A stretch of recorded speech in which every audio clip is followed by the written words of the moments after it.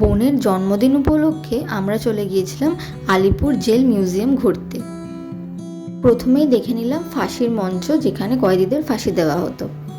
জানলাম এর ঠিক উল্টো দিকের বিল্ডিংটায় কয়েদিদের রেখে ফোর্সফুলি ফাঁসির পুরো প্রসেসটা দেখানো হতো। এটা ছিল পোস্টমর্টম এক্সামিনেশন রুম। দেখলাম দীনেশ গুপ্তা সেল, জেনে অবাক হয়েছিলাম যে উনি 92টা চিঠি লিখেছিলেন ওনার পরিবারকে এই সেলে বসে। তারপর দেখলাম ডক্টর বিধানচন্দ্র রয়, নেতাজি, দেশপ্রিয় যতীন্দ্রমোহন সেনগুপ্ত এবং নেহেরু যেই সেলে ছিলেন। খুব সুন্দর করে জায়গাটা রিকনস্ট্রাক্ট করা হয়েছে।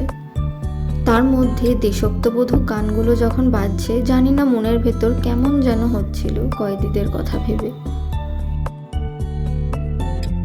অনেকদিন ধরে এই জায়গাটা দেখার খুব ইচ্ছে ছিল। বোনের জন্মদিন উপলক্ষেই জায়গাটা ঘোরা হয়ে যাবে ভাবিনি, কিন্তু সত্যি এখানে না এলে অনেক কিছু অজানা থেকে যেত, অনেক ইতিহাস অজানা থেকে যেত।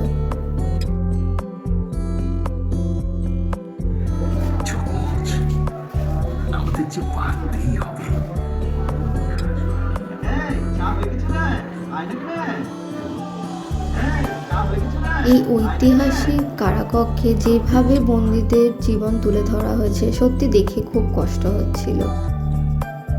মোটামুটি সবটা ঘুরে আমরা চলে গিয়েছিলাম মিউজিয়ামেরই কফি হাউসে খেতে। খাবার বেশ ভালো ছিল, কিন্তু ওদের চিজ কেকটা আমার দারুণ লেগেছে। তোমরাও গিয়ে ট্রাই করতে পারো।